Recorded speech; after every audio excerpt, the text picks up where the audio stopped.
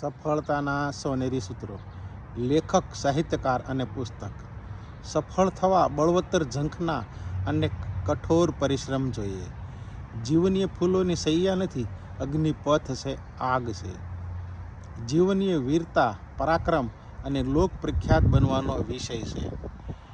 એવો સંકલ્પ લ્યો કે હું પડકારો સામે થાકીશ કે હારીશ નહીં. લેખક અને સાહિત્યકાર સમાજની ચિંતા કરે છે, જાગૃત કરે છે. કલમ દ્વારા અને અનેક સૂત્રોને પ્રકાશિત કરી સમાજને ધબકતો રાખે છે. મોંઘામાં મોંઘા હીરા કરતા વિદ્યા, સદજ્ઞાન કિંમતી છે.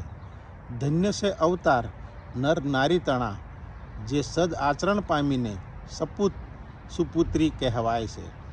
પ્રકરણ 2. વિશ્વના સર્વ જીવો સાથે મૈત્રી. પુષ્પને કરમાવાનો સમય નક્કી છે.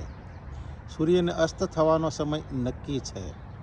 શરીરને રોગગ્રસ્ત કે રાખ બનવાનો ટાઈમ નક્કી નથી.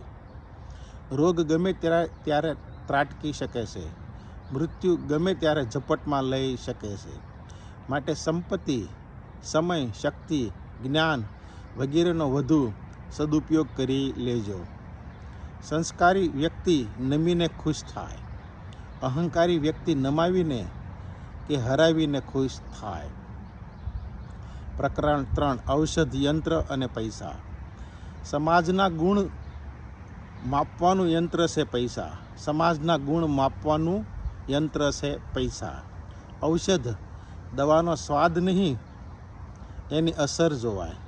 સામાન્ય સમજ એવી છે કે કામ વાસના જીતવી મુશ્કેલ હોય છે. કામ વાસના કરતાં દામ વાસના, પૈસા ત્યાગ કઠિન હોય છે. દામ વાસના અર્થાત સંપત્તિ લાલસા ઠેઠ વૃદ્ધાવસ્થા સુધી નડે છે. દામ વાસના કરતાં ભયંકર છે નામ વાસના અને કીર્તિ. મારા વગર જીવી નહીં શકો, આ કહેવાનો હક માત્ર પૈસાને જ છે. મારા વગર જીવી નહીં શકો, આ કહેવાનો હક માત્ર પૈસાને જ છે. અસ્તુ. વિનુ સુતરિયાના ઝાઝા હેતથી. જય શ્રી સચ્ચિદાનંદ.